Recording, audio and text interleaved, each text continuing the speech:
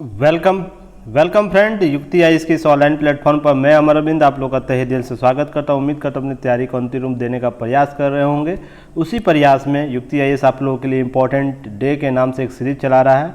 तो आज 8 मार्च है। सभी लोग अभी तक जान गए अंतर्राष्ट्रीय महिला दिवस के संदर्भ में मैं चर्चा करूँगा। ये बहुत ही महत्वपूर्ण टॉपिक होता है किसी भी एग्ज़ाम, कम्पिटिटिव एग्ज़ाम के लिए।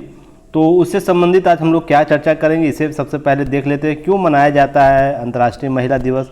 8 मार्च का ही चयन क्यों किया गया? क्यों खास है अंतर्राष्ट्रीय महिला दिवस दिवस क्यों महत्वपूर्ण है? थीम क्या है वर्ष 2021, 22 और 20, 21 और 22 3 साल का ये थीम हम लोग देखेंगे क्या महत्वपूर्ण रहा यह, क्योंकि इस पर विशेष बात है, इसलिए मैं इसे 3 वर्षों को शामिल किया हूँ।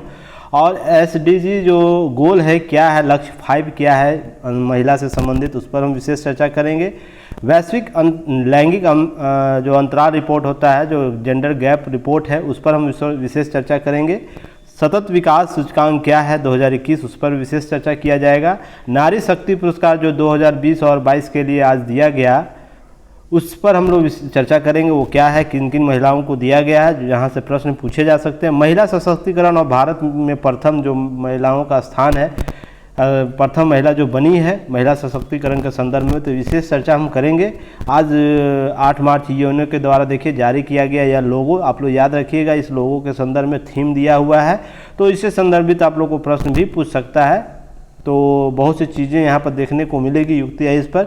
लेट हम लोग आते हैं पर दुरुस्त आते हैं, चीज़ों को समझा के, हर चीज़ों को समझ के, क्योंकि इस पर बहुत सी चीज़ें आप लोग को भी आपको नज़र आएगा।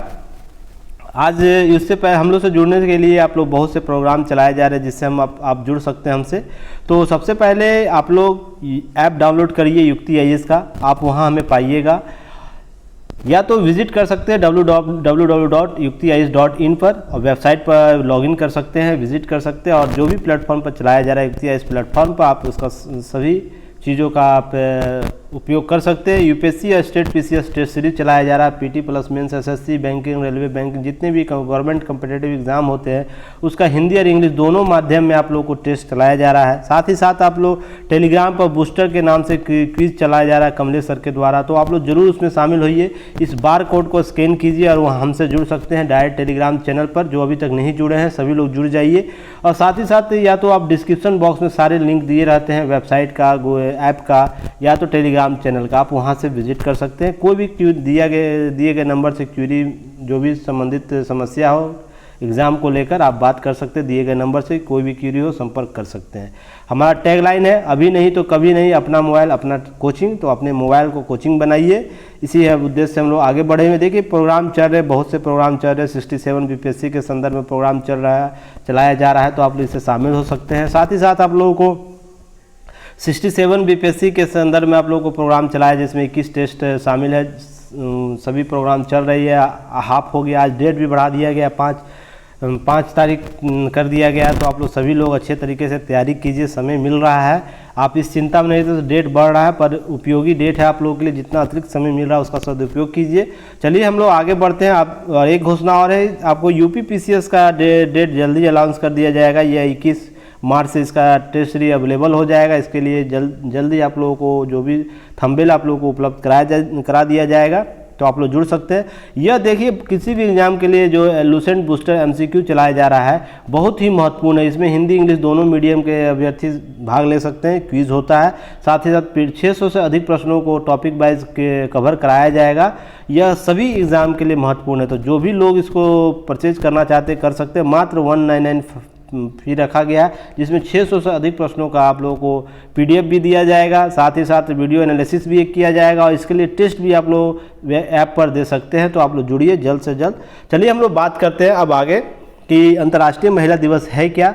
देखिए आज की चीज़ में आप लोगों को स्पष्ट कर दूँ कि जो भी महिलाओं से संबंधित अधिकार है, उसमें बराबर का अधिकार हर क्षेत्र में मिलना चाहिए, क्योंकि महिलाओं को हमेशा दबाया गया है, उनकी जो मानसिक, शारीरिक और आर्थिक, सामाजिक सभी रूप से प्रताड़ित किया जाता है।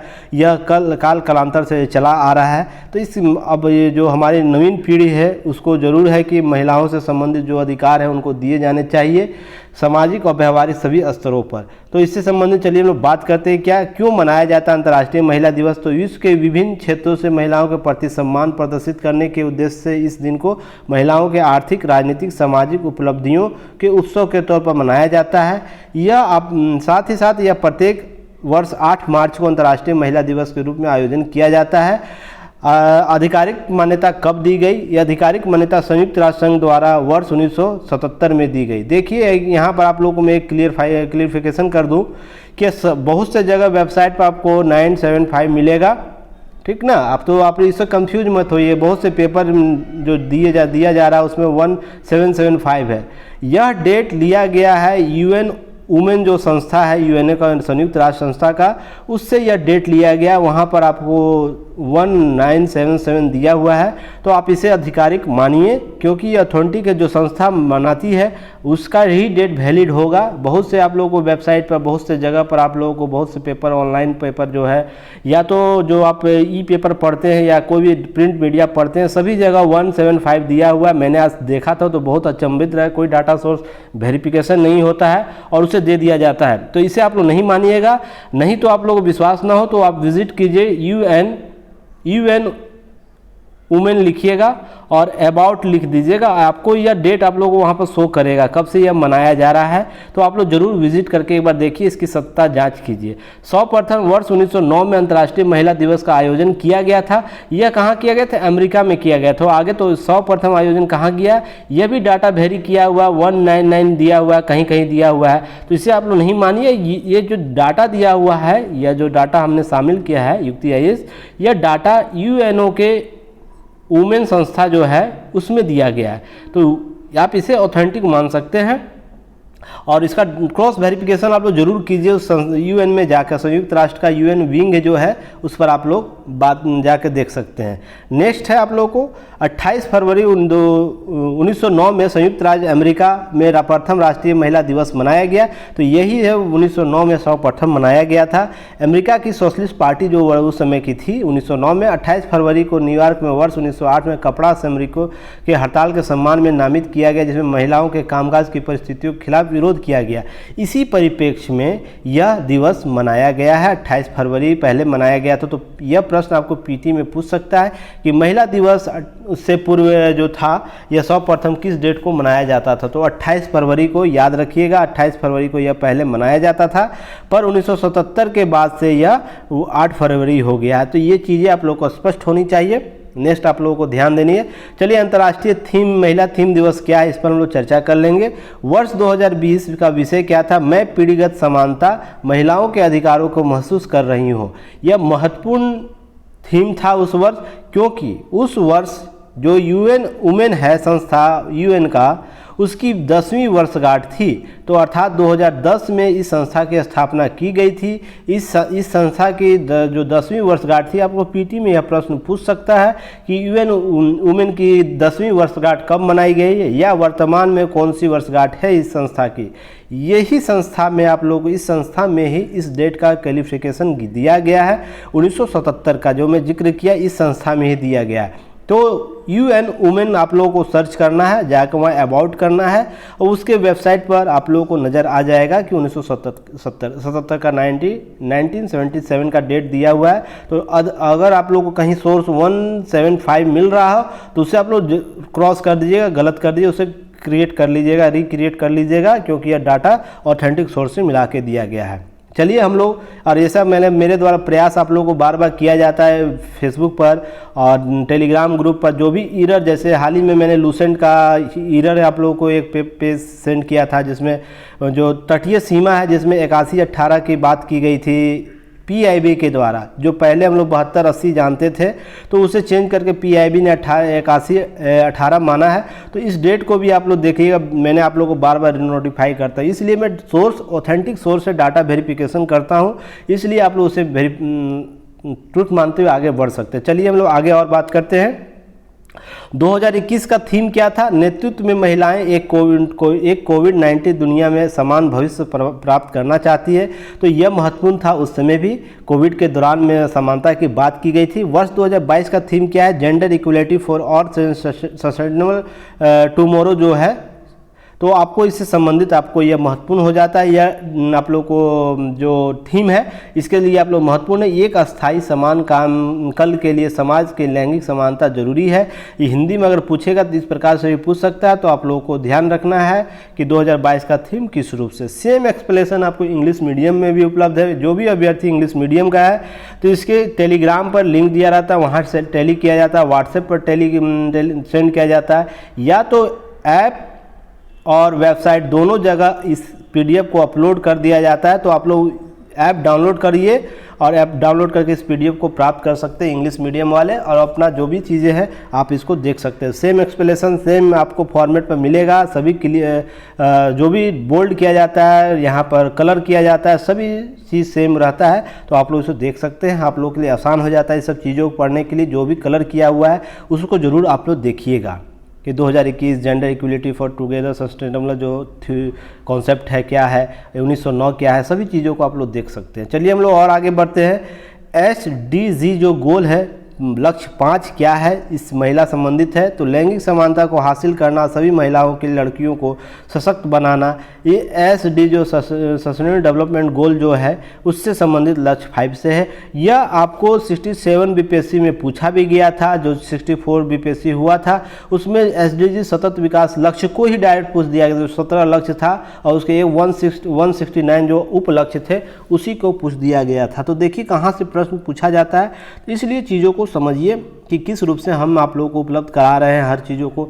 हर चीज़ जो भी टॉपिक से कोऑर्डिनेट टॉपिक होगा उसे मैंने ज़रूर जिक्र करूंगा। इसलिए मैं लेट आता हूं, पर आपको जो मटेरियल प्रोवाइड कराता हूं आपको सभी प्रश्नों का जो भी क्वेश्चन होंगे उसको सभी को सॉल्व करेगा। तो इसके संदर्भ में विश्व के शताब्दी विकास लक्ष्यों मिलेनियम डेवलपमेंट गोल जो था MDG था, उसके तहत लैंगिक समानता और महिलाओं को सशक्तिकरण की दिशा में प्रगति हासिल करने के बावजूद महिलाओं और लड़कियों के खिलाफ विश्व के अनेक हिस्सों में भेदभाव और हिंसा आज भी विद्यमान है। जब ये गोल 2005 के आसपास आया था उसके बाद फिर लक्ष्य इसका परिवर्तन किया गया, SDG कर दिया गया। तो यह लक्ष्य जब था उसमें भी सेम टू सेम प्राप्त करने की, और आप लोग जानते ही किसी भी न किसी रूप से हिंसा, महिला हिंसा जरूर, वुमेन हिंसा जरूर है, जेंडर हिंसा जरूर देखने को मिलती है। प्रत्येक स्तर पर आप लोग शहर में रहें, कस्बे में रहें, या तो कहीं भी आप आसपास अपने देख रहे हैं, कार्यस्थल पर देख रहे हैं, सभी जगह कहीं ना कहीं होता ही है। तो ये सब चीज़ें आप लोगों को ध्यान में रखनी है कि इस रूप से चीज़ों को सुधारना। एक सभ्य समाज का निर्माण आप सभ्य विचारों से ही कर सकते हैं। तो इसलिए महत्वपूर्ण है। तो सभ्य समाज बढ़ना है तो सभ्य विचार लाना होगा, सभ्य, और ये दोनों तरफ से होना चाहिए। ऐसा नहीं कि केवल पुरुष का ही दायित्व है कि महिलाओं को सशक्त करने के लिए वो एक रूप से कार्य करे, वो भी अपने सशक्त महिलाओं को अपने आपसी जो अधिकार प्राप्त करने के लिए महिलाओं से संबद्ध जो अधिकार है उसे देना है, उनको अपने बराबर का अधिकार देना है। तो ये सब चीज़ महिलाओं को पुरुषों को समान अधिकार देना पड़ेगा। ऐसा नहीं कि केवल महिला वुमेन कार्ड खेलते रहिए, ये भी चीज़ होता है देखने को विवाद बार बार आप देखते होंगे। वुमेन कार्ड आप लोग सुनते होंगे, वुमेन कार्ड खेला गया, तो ये भी इसका प्रचलन बंद होना चाहिए। तो ये सब चीज़ देखिए, जब भी तराजू बराबर होगा, तराजू को बराबर करने का प्रयास किया जाएगा तो दोनों तरफ से प्रयास समान आपको अधिकार देने होंगे। तो इसलिए ये चीज़ें आप लोग को उस रूप से समझने की ज़रूरत है। एक सभ्य समाज के लिए सभ्य विचारों की आवश्यकता है। तो सेम आपको प्रावधान अनैतिक देखभाल घरेलू जो मैंने बातें की वही सब सेम फॉर्मेट यहाँ पर जो SDG गोल है उसमें लक्ष्य 5 में शामिल किया गया। राजनीतिक, आर्थिक और सामाजिक जीवन का निर्णय लेने की क्षमता विकसित करना, ये सब चीज़ें बात की गई है। यौन और प्रजनन स्वास्थ्य प्रजनन अधिकारों के लिए सार्वभौमिक पहुँच की सुनिश्चित करना। देखिए इसके संदर्भ में मैंने आज सुबह ही राष्ट्रीय सर्वेक्षण जो 4 और 5 की चर्चा की थी दैनिक जागरण न्यूज एनालिसिस में, देखिए यहीं से है। तो इसलिए मैं जब भी आप लोगों को कोई कवर कराता हूँ न्यूज़ में भी कहीं भी, आप लोगों को ये सब चीज़ों पर आप लोगों को विशेष ध्यान देना है कि प्रश्न कहीं से भी पूछ सकता है। तो ये सब को आप लोगों को ध्यान में रखना है। तो चलिए आगे हम लोग बढ़ते हैं। सेम एक्सप्लेनेशन आपको यहाँ इंग्लिश में भी मिलेगा। तो जो भी लोग हैं इंग्लिश वाले तो टेलीग्राम से जुड़ सकते हैं या ऐप डाउनलोड कीजिए और वहाँ पर आप लोग PDF को अपलोड डाउनलोड कर सकते हैं। बिल्कुल फ्री है सेवा, तो ये लाभ जरूर लें इसका। चलिए हम लोग बात करते हैं वैश्विक कुछ रिपोर्ट के आधार पर। हम लोग भी जानते हैं कि भारत में जो जेंडर का स्थिति क्या है, किस रूप में है, तो देखते हैं। विश्व आर्थिक मंच द्वारा जो इकोनॉमी WEF है द्वारा जारी वैश्विक लैंगिक अंतराल रिपोर्ट, जिसे जेंडर गैप भी कहा जाता है, का जो 2021 जारी किया, उसमें भारत का 28 पायदान नीचे आ गया है, क्योंकि दक्षिण एशियाई देशों में भारत का प्रदर्शन सबसे खराब रहा है। भारत रैंकिंग 156 देशों में 140वें स्थान पर आ गया है। तो यह आंकड़ा आप लोगों को याद रखना है। यह प्रश्न में पूछा जा सकता है, PT ओरिएंट पूछा जा सकता है, मेंस में अगर कहीं पुट करते हैं तो आपको आंसर को इनरिच करता है, तो इसलिए उपयोगी है। इस सब चीज़ों को ध्यान में रखना है। दक्षिण एशियाई के सभी देशों का यहाँ पर जो भी महत्वपूर्ण देश उनका नाम मैंने इंक्लूड कर दिया कि प्रश्न किसी भी रूप से पूछे आप लोग को छूटना नहीं चाहिए। बांग्लादेश 65, नेपाल 106वां रैंक लाया इस सूची में, पाकिस्तान 153, अफगानिस्तान 156, भूटान 130, श्रीलंका 116। तो देख सकते हैं दक्षिण एशियाई देशों में किस रूप से आपका स्थान भारत का रहा है, तो इस रूप से देख सकते हैं। वैश्विक लैंगिक अंतराल इंडेक्स जो आता है जो 2020, 153 देशों में 12वें स्थान पर भारत था। 2020 में कितना था याद रखिएगा, यहाँ पर मैं लिख देता इंक्लूड कर देता हूँ। 2020 में था 112वां रैंक था, और 2021 में कितना था 144वां। तो 28 अंकों का स्तर का गिरावट दर्ज किया गया है। तो ये बहुत ही खतरनाक स्थिति है। सभी लोग इस पर प्रयास करें, केवल सरकार ही प्रयास नहीं कर सकता है। सरकार हमको दिशा दे सकता है, दिशा दे सकता है सरकार। हमें दशा निर्धारण हम और आप जैसे लोग, समाज के जो लोग हैं, वो दोनों लोग दशा को निर्धारित कर सकते हैं। दिशा देने के कार्य सरकार की है, पर दशा का निर्धारित करना, हम किस समाज में रहना चाहते हैं, हम किस बराबरी समाज में रहना चाहते हैं, ये समान रूप से पुरुष और महिला दोनों को यह भली भांति आभूत होना चाहिए। ये इसका बात का पता रहना चाहिए कि दशा किस रूप से हमारा समाज का होगा, किस और हम बढ़ सकते हैं। तो इसके संदर्भ में आप लोग को खुद निर्णय लेना होगा। इन सब आंकड़ों से ही समझ सकते हैं कि स्थिति क्या है। सतत विकास सूचकांक 2021 में भारत का रैंक क्या है, 120वां स्थान पर रखा गया है। जो गत वर्ष यह रैंक कितना था, 117वां रैंक था। तो यह भी देखिए कितने अंकों का गिरावट हुआ है, इसमें 3 अंकों का गिरावट हुआ है। तो यह कोविड के कारण, कोविड में कुछ स्थितियां ऐसी उभर कर सामने आई थी, कुछ डाटा इन्फ्लुएंस हुआ था, उसी के संदर्भ में यह डाटा का देख रहे हैं, अंतर नज़र आ रहा होगा। नारी शक्ति पुरस्कार 20 और 22 का चर्चा, 20 और 21 की चर्चा जो 22 में दिया गया है, इसलिए 20 से 22 लिखा गया है। तो ध्यान रखिएगा, इसके संदर्भ में आप लोगों को इस तरह भी प्रश्न पूछा जा सकता है कि जो नारी शक्ति पुरस्कार 2022 में किसे किसे दिया गया है। तो 22 में 2020 और 21 दोनों का आप लोगों को नारी पुरस्कार दिया गया, जो 29 महिलाओं को दिया गया। इसमें 2 संयुक्त रूप से महिलाओं को पुरस्कार दिया गया। इसका मैंने PIB जो नोट्स है, PIB PDF है, टेलीग्राम चैनल पर सेंड कर दिया है। तो आप लोग टेलीग्राम पर जाके विजिट करके देख सकते हैं। इस पर आप लोगों को, इसके लिए आप लोग डिस्क्रिप्शन बॉक्स में जाइए, वहाँ पर आपको लिंक दिया हुआ है, या तो इस बार कोड को गूगल स्कैनर से स्कैन कीजिए और आप हमारे टेलीग्राम चैनल से जुड़ सकते हैं। देखिए, मैं आपको ऑथेंटिक सोर्स प्रोवाइड कराता हूँ, मैं इधर उधर का बात नहीं करता हूँ, और अनसोर्सेड थर्ड सोर्स को मैं उपयोग नहीं करता हूँ। डायरेक्ट जो भी ऑथेंटिक सोर्स है उससे ही नोट्स आप लोग के लिए लेकर आता हूँ। इसलिए आप उन सब चीज़ों को देख सकते हैं, और उसका मैं टेलीग्राम पर आप लोग को शेयर भी करता हूँ कि आप लोग पहले भी देख लीजिए। तो इस PIB जो दिया है, नारी शक्ति पुरस्कार PIB में जो आंकड़ा दिया गया, आप लोग उसे देख सकते हैं जाके। सेम एक्सप्लेनेशन आपको इंग्लिश में भी होगा। तो आप लोग PDF जिनको लेना है टेलीग्राम से ऐड करिए, या ऐप डाउनलोड कर सके, वहाँ से आप लोग डाउनलोड कर लीजिए। चलिए नेक्स्ट हम लोग देखते हैं नारी शक्ति पुरस्कार जो 2020 है। देखिए, सभी नारी जो 14 नारियां नारी पुरस्कार दिया गया, उनकी मैंने चर्चा कर दिया है। इसमें खासकर 2-3 चीज़ें आप लोग को याद रखना है, वहाँ से आपको प्रश्न पूछ सकता है, तो मैं उसे इंक्लूड कर दूंगा। आप लोग PDF में देख लीजिएगा, क्योंकि ज़्यादा मैं करूँगा ये तो लंबा वीडियो हो जाएगा। अभी ही वीडियो हो गया होगा 15 से 20 मिनट का वीडियो, देखिए 18 मिनट का वीडियो हो गया है। तो इसलिए मैं महत्वपूर्ण चीज़ों को इंक्लूड कर दूँ, जरूर याद रखिए, वो प्रश्न आपको वहाँ से पूछ सकता है। पहला तो बिहार में अनीता गुप्ता को, सामाजिक व्यवसायी है, उनको 2020 के लिए यह पुरस्कार, नारी पुरस्कार दिया गया है। तो आप लोग बिहार एग्जाम दीजिएगा, उसके लिए इम्पोर्टेंट है। दूसरा है कि जम्मू कश्मीर नसीरा अख्तरी जो है अन्वेषक है, पर्यावरण संरक्षण करता है, उनको यह पुरस्कार दिया गया। फिर सांध्या धारी जम्मू कश्मीर से हैं, इनको समाज सेवा के संबंध में पुरस्कार दिया गया है। नेक्स्ट आप लोगों को लद्दाख पद्मा यांगचान, इनको भी पुरस्कार दिया गया, लेह क्षेत्र में खोए हुए भोजन और कपड़ों को पुनर्जीवित करने के लिए दिया गया है 2020 का, ध्यान रखिएगा 2020 का। नेक्स्ट आप लोगों को याद रखना है, क्या रखना है याद, मरणोपरांत इला लोध को मरणोपरांत दिया गया, त्रिपुरा की है, दाई स्त्री रोग विशेषज्ञ है, जो हमारे यहाँ पुरानी दाई जो प्रेग्नेंट महिला का जो जच्चा बच्चा का जो देखभाल करती थी उन्हें दाई बोला जाता था, जो वो रोग विशेषज्ञ थी इला लोध, उन्हें आप लोगों को मरणोपरांत दिया गया, यह महत्वपूर्ण है। यूपी वाले के आरती राणा, यह महत्वपूर्ण है, हथकरघा और बुनकर के लिए तथा शिक्षक ये हैं, इनके क्षेत्र में इनको पुरस्कार दिया गया है आरती राणा। तो 3 आप लोग 4-5 चीज़ें 2020 से याद जरूर रखिएगा। अनीता को जम्मू कश्मीर, सांध्या नसीरा को, आरती राणा जी को, इनको, फिर इला लोध को, ये जो महिलाएं हैं इनका जरूर आप लोग याद रखिए। बाकी चीज़ें एक बार देख लीजिएगा, प्रश्न हो सकता है उधर से भी पूछ सकता है, पर आपको जो मैंने नाम बताया वहाँ से जरूर पीटी में प्रश्न अगर पूछा जाएगा बीपीएससी या यूपी पीसीएस में तो इन्हीं सभी से नाम होगा, तो आप लोग ध्यान रखिएगा। नेक्स्ट हम लोग देखते हैं, सेम एक्सप्लेनेशन आपको यहाँ मिल जाएगा इंग्लिश वाले को भी। तो मैंने जो क्या बोला कि आप लोग टेलीग्राम पर विजिट कीजिए या तो ऐप डाउनलोड कीजिए, वहाँ से PDF अपलोड है किया हुआ, तो आप लोग वहाँ से डाउनलोड कर सकते हैं। नेक्स्ट है नारी शक्ति पुरस्कार 2021 का पुरस्कार किनको किनको दिया गया है। तो इसमें बहुत से नाम आप लोगों को देखने को मिल रहा होगा, पर इसमें कुछ नाम ऐसा है जो मैं आप लोगों को बता देता हूं, जिसे आप लोग जरूर याद रखिएगा। एक राधिका मेनन का नाम जरूर याद रखिएगा, केरल की कैप्टन मर्चेंट नेवी कैप्टन है। और मैंने इससे संबंधित आप लोगों को वीडियो अपलोड किया था फेसबुक पर, आप लोगों को फिर टेलीग्राम पर भी सेंड किया था कि महिलाओं से प्रधानमंत्री के द्वारा डायरेक्ट वार्ता किया गया, तो उस वीडियो को जरूर देखिएगा, उनके द्वारा क्या क्या बोला गया है, बहुत ही महत्वपूर्ण हो जाता है।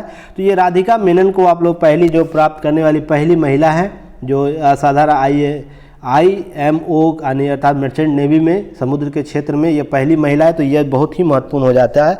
ठीक, नेक्स्ट है आप लोगों को उत्तर प्रदेश की, आपको उत्तर प्रदेश नीरजा माधवी, जो उत्तर प्रदेश हिंदी लेखक है, ट्रांसजेंडर और तिब्बती शरणार्थियों के अधिकारों के लिए काम करती है, तो यह नीरजा माधवी जी है, उनको पुरस्कार यह दिया गया, तो ये भी महत्वपूर्ण हो जाता है आप लोगों को पीटी फैक्ट के रूप में। और नेक्स्ट है नीना गुप्ता, पश्चिम बंगाल, गणितज्ञ, बिहार के लिए आप लोग बीपीएससी के लिए इसे जरूर याद रखिएगा, क्योंकि बिहार से रिलेटेड प्रश्न आपको बगल के स्टेट से प्रश्न पूछता है, तो आप लोग इसे जरूर नीना गुप्ता को याद रखिएगा। बाकी सारे चीज़ें आप लोग ध्यान रखिएगा कि यहाँ से भी प्रश्न पूछ सकता है। तो चलिए नेक्स्ट हम लोग देखते हैं, सेम एक्सप्लेनेशन आपको यहाँ पर मिल जाएगा, सेम एक्सप्लेनेशन इंग्लिश वाले के लिए भी। तो क्या करना है, टेलीग्राम को विजिट करना है या तो ऐप डाउनलोड कीजिए, वहाँ पर जाइए और वहाँ से प्राप्त कीजिए। नेक्स्ट आप लोगों को क्या है, नेक्स्ट हम लोग को बात करते हैं। देखिए महिला सशक्तिकरण के संबंध में बहुत सी महत्वपूर्ण है, जो भारत में महिला पहली महिला रही है, पहली महिला बनी, जैसे अंतरिक्ष में ज़्यादा समय व्यतीत करने वाली प्रथम महिला भारत की कौन है, सुनीता विलियम है। उसी प्रकार उत्तरी ध्रुव पहुँचने वाली प्रथम महिला प्रीति सेन गुप्ता है। प्रथम महिला नाबार्ड अध्यक्ष कौन है, रंजना कुमारी, जिब्राल्टर स्टेट। तो मैंने जो प्रथम महिला सभी का मैंने यहाँ जिक्र किया हूँ, बहुत लंबा लिस्ट है, लगभग 150-200 लिस्ट का नाम आपको यहाँ मिल जाएगा, जो भी अब तक महिलाओं के द्वारा प्रथम प्रयास किया गया है। जैसे international association of athletic federation जो IAF चैंपियनशिप गोल्ड जीतने पर प्रथम स्थान महिला कौन प्राप्त की, हिमा दास असम की थी, तो इनको DSP बनाया गया है उसी संदर्भ में। तो महत्वपूर्ण जैसे है वायुसेना में प्रथम महिला फाइटर कौन है, भावना कंठ, प्रथम महिला नौसेना पायलट लेफ्टिनेंट शिवांगी। तो ये सभी का नाम मैंने यहाँ पर, अकेले लड़ाकू विमान उड़ाने वाली प्रथम महिला कौन है, अवनी चतुर्वेदी। इसी प्रकार सारे लोगों को जो आपको इस संदर्भ में जो चर्चाएँ की गई है, तो मैंने सभी लोगों का नाम यहाँ इंक्लूड कर दिया है। लंबा, बहुत लंबा लिस्ट, अगर मैं इसे पढ़ाऊँगा तो कम से कम हाफ आवर जरूर लग जाएगा, इसलिए PDF में ये नाम दिया और आप लोग जरूर एक बार देख लीजिएगा। सारे चीज़ों का यहाँ पर कवर कर दिया है दोनों फॉर्मेट में, हिंदी इंग्लिश दोनों फॉर्मेट देख लीजिए, आप लोग नाम भी देख लीजिए, बहुत सी चीज़ों का नाम मैंने यहाँ पर इंक्लूड किया। अभी तक जितने लोग आए हैं प्रथम स्थान बनी है, जो प्रथम स्थान प्राप्त किए पहली बार बनी है, उनको उनका नाम इंक्लूड है महिला के क्षेत्र में। तो इसलिए ये बूस्टर आप लोगों को मिल जाएगा, इसके बाद आप लोग कहीं कुछ पढ़ने की ज़रूरत नहीं होगी। तो आप लोग इसे ज़रूर एक बार विजिट करके देख लीजिएगा सारे चीज़ों को, क्योंकि बहुत ही ज़रूरी हो जाता है। इसलिए देखिए सारे को मैंने यहाँ इंक्लूड कर दिया है, तो आप लोग ज़रूर देखिए। जैसे प्रथम महिला राजस्व सचिव कौन थी, विनीता राय थी। प्रथम वायुसेना मार्शल कौन थी, चुनाव लड़ने वाली प्रथम महिला कौन थी, लक्ष्मी सहगल थी। ये सब प्रश्न आपको PT में पूछा जाता था। प्रथम राष्ट्रपति चुनाव लड़ने वाली महिला कौन थी, प्रथम राष्ट्रपति कौन थी, तो इस प्रकार से प्रश्न पूछा जाता है। तो आप लोग इसे ज़रूर देखिएगा। आप लोग के यहाँ से प्रश्न पूछ सकता है। नेक्स्ट आप लोग यहाँ पे इधर से भी प्रश्न आपको देखिए, प्रथम महिला राष्ट्रपति क्या है, प्रथम IPS कौन है, प्रधानमंत्री कौन है, सभी लोकसभा अध्यक्ष कौन है, राज्यपाल कौन है, सभी मेयर कौन है, प्रथम मेयर कौन, तारा चेरियन साउथ की थी, पुलिस महानिदेशक कौन है, सुषमा, इसी तरह सारे को मैंने यहाँ पर इंक्लूड कर दिया है कि आप लोग को इसके लिए भटकना पड़े जगह जगह, आपको एक जगह इंक्लूड हो जाए। तो आप लोग इसे ज़रूर देख लीजिएगा। आज के वीडियो में मैं इतना ही कवर किया हूँ। बाकी जो नेक्स्ट वीडियो उम्मीद करता हूँ इससे संबंधित जो भी टॉपिक होगा आप लोगों के लिए ईजी हो गया होगा चीज़ों को समझना। तो क्या होगा, क्यों मनाया जाता है 8 मार्च का चयन, क्यों खास है अंतर्राष्ट्रीय महिला दिवस, थीम क्या है 2020-21-22 का, SDG गोल लक्ष्य क्या 5 है, वैश्विक लैंगिक अंतराल क्या है, सतत रिपोर्ट, नारी पुरस्कार 2022, महिला सशक्तिकरण भारत में स्थान। तो इतने टॉपिकों को मैंने आज कवर किया है। तो उम्मीद करता हूँ सारे चीज़ों से आप लोग का डाउट जो होगा कंप्लीट समाप्त हो गया होगा। नेक्स्ट महत्वपूर्ण टॉपिक डे से संबंधित जो भी आएगा मैं उस पर चर्चा करूँगा। तब तक के लिए मैं धन्यवाद आप लोग से विदा लेता हूँ। तब तक आप लोग बने रहिए। चैनल को कम से कम अपने मित्रों के साथ हमारे प्रयास को जोड़िए और अधिक से अधिक लोगों को शेयर कीजिए ताकि और भी हमारे ग्रुप में लोग जुड़ सके, हमारे व्यूअर बढ़ सके, ताकि हमें और भी मोटिवेट किया जा सके आप लोग के द्वारा कि मैं कार्य करने के लिए प्रेरित हो सकूं। क्योंकि देखिए जो जिस तरह का मैं कार्य कर रहा हूं मुझे लगता है उस प्रकार का मुझे रिजल्ट प्राप्त नहीं हो रहा है, क्योंकि जिस तरह से मैं आप लोगों को ऑथेंटिक सोर्स प्रोवाइड करा रहा हूं, PIB आप लोगों को उपलब्ध करा रहा हूं। तो बेशक आप लोग देखिए मैं इस फॉर्मेट पर पढ़ा रहा हूं, मैं आप लोगों को बता रहा हूं चीज़ों को, पर ऑथेंटिक टू दी पॉइंट में बात करता हूं। जो एग्जाम में डायरेक्ट आप लोगों को प्रश्न देखने को मिलेंगे और प्ले लिस्ट में वीडियो बना हुआ है BPSC के संदर्भ में 2 एग्जाम मैंने जो मैं जब से ले रहा हूं इस वीडियो को अपलोड करा रहा हूं, जब से लास्ट ईयर से 2 एग्ज़ाम डायरेक्ट से आप वहाँ से 80% से अधिक प्रश्न आपको डायरेक्ट टैली किए हैं। तो ये बहुत ही बड़ी उपलब्धि हमारे संस्थान, हमारे सभी टीम कोर मेंबर का। तो हमारा प्रयास यही है कि 67 BPSC में आप लोग का 110 प्लस स्कोर है, यूपी में भी आप लोग का बेहतर स्कोर आप लोगों का सिलेक्शन हो। तो हमारा वही प्रयास है, उसी के लिए हम लोग आगे बढ़ रहे हैं। तो आप लोग हमारा सपोर्ट कीजिए ताकि और हम बेहतर कार्य कर सकें। तब तक के लिए मैं अमरविंद आप लोग से विदा लेता हूँ। धन्यवाद। जय हिंद।